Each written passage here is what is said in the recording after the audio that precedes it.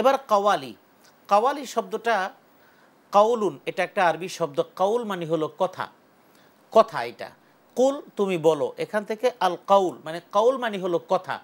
এই কাউল শব্দ থেকে বহু বচন যদি এটাকে করা হয়, অর্থাৎ প্লুরাল যদি করা হয়, তাহলে সেটাকে কাওয়ালি এই শব্দটা আসে। তার মানে হলো কথামালা, বাক্যমালা। এখন এই কাওয়ালিটা আসলো কোথা থেকে? এটা হলো সুফি সাধকদের আধ্যাত্মিক চিন্তা চেতনার মাধ্যমে এটা এসেছে। এই কাওয়ালি সম্পর্কে যেটা জানা যায়, আমির খসরু এই পাক ভারত উপমহাদেশের একজন বিখ্যাত সঙ্গীতজ্ঞ ছিলেন।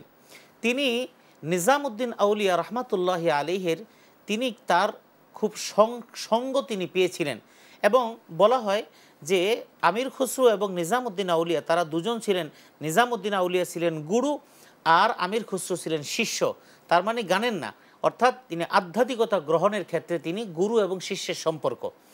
এই আমির খসরু তিনি ছিলেন অরিজিনালি একজন সঙ্গীত বিশেষজ্ঞ।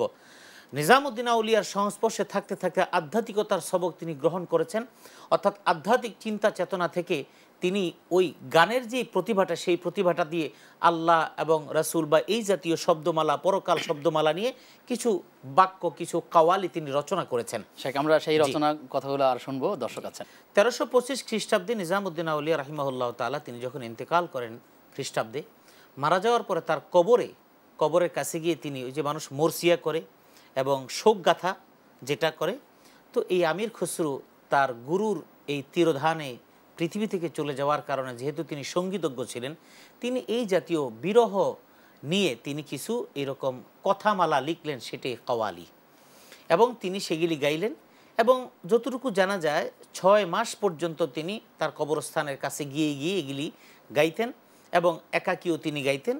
এবং 6 মাস পরে তিনিও ইন্তেকাল করেন। এবং গুরু এবং শিষ্যের পারস্পরিক সম্পর্ক এবং কথোপকথনের জীবিত থাকাকালীন তাদের ওয়াদা বা তাদের ইচ্ছার কারণে পরবর্তীতে আমির খসরুর ইন্তেকালের পরে নিজামউদ্দিন আউলিয়ার পাশেই তাকে সমাহিত করা হয়। জি, আমাদের এই উপদেশ কবে থেকে শুরু হয়েছিল?